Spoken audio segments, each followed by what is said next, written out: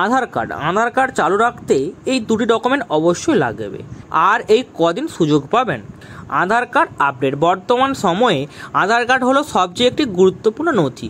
বলতে গেলে প্রায় সব ধরনের অফিসিয়াল কাজের ক্ষেত্রে আধার কার্ডের প্রয়োজন হয়। সম্প্রতি এই আধার কার্ড নিয়ে গুরুত্বপূর্ণ একটি নির্দেশ জারি করলো ইউআইডিএআই কর্তৃপক্ষ।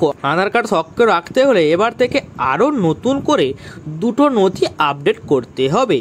সরকারের তরফ থেকে বিনামূল্যে এখন আধার কার্ড আপডেটের কাজ চলছে। পূর্বে এই কাজ 14 মার্চ 2024 তারিখ পর্যন্ত নির্ধারিত ছিল, কিন্তু অনেক মানুষ আধার আপডেটের কাজ বাকি থেকে যাওয়ায় সরকারের তরফ থেকে এই সময়সীমা আরও বাড়ানো হয়েছে। আগামী 14 জুন 2024 তারিখ পর্যন্ত বিনামূল্যে অনলাইনে আধার কার্ড আপডেট করা যাবে। নির্ধারিত সময়ের মধ্যে যদি কেউ আধার কার্ড আপডেট না করে থাকেন তাহলে ইউআইডিআই কর্তৃপক্ষের ব্যক্তিতে জরিমানা করতে পারে। এই নির্দিষ্ট সময়ের মধ্যে 10 বছরের পুরনো আধার কার্ড আপডেট করাতে হবে।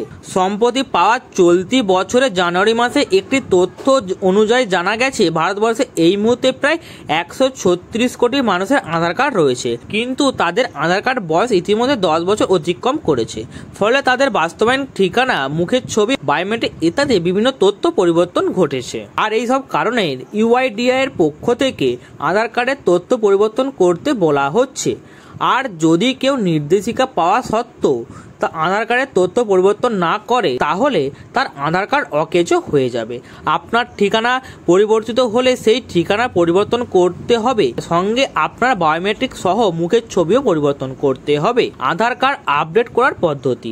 আপনি চাইলেই বাড়িতে বসে আধার কার্ড আপডেট করাতে পারবেন। নিম্নে আধার কার্ড আপডেট পদ্ধতি উল্লেখ করা হলো। এক, আধার কার্ড আপডেট করার জন্য প্রথমে আপনাকে myaadhar.uidi.gov.in এই ওয়েবসাইটে যেতে হবে। 2, সেখানে গিয়ে রেজিস্ট্রেশন করলে আপনার নিবন্ধন নম্বরে একটি ওয়ান টাইম পাসওয়ার্ড বা ওটিপি আসবে। 3, নির্দিষ্ট জায়গায় লিখলে একটি নতুন পেজ ওপেন হবে। 4, এতে আপনার আধার সংক্রান্ত যাবতীয় তথ্য দেখা যাবে, সেগুলি সঠিক কিনা তা মিলিয়ে নিতে হবে। 5, আর যদি কোনো তথ্য ভুল থাকে তাহলে নিচে ড্রপ ডাউন মেনুতে ক্লিক করতে হবে। 6, এরপরে আপনি যে তথ্য আপডেট করতে চান সেখানে ক্লিক করে তার জন্য একটি উপযুক্ত নথি জমা করতে হবে।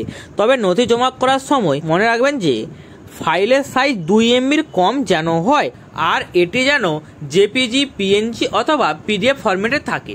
7, এরপরে সমস্ত তথ্য যাচাই করতে হবে। যদি সবকিছু ঠিক থাকে তাহলে সাবমিট অপশনে ক্লিক করতে হবে। তবে এই সমস্ত ভুল ছাড়াও যদি আপনার আধার কার্ডের জন্ম তারিখ বা ঠিকানা ভুল থাকে তাহলে সেটি বাড়িতে বসে কোনো রকম টাকা ছাড়াই ঠিক করাতে পারবেন। এক্ষেত্রে আধার কার্ডের নির্দিষ্ট অফিসিয়াল ওয়েবসাইটে ছাড়াও মাই আধার অ্যাপে গিয়ে আপডেট করাতে পারবেন। বাড়িতে বসে এটি সংশোধন করতে না পারলে নিকটস্থ সাইবার ক্যাফে গিয়েও করাতে পারবেন। এছাড়াও অফলাইনে সংশোধনের ব্যবস্থাও রয়েছে। তো বন্ধুরা, এই ছিল আজকের আমার ভিডিওটি যদি ভালো লাগে চ্যানেলটিকে অবশ্যই সাবস্ক্রাইব করে দেবেন এবং বেশি বেশি করে লাইক করে দেবেন।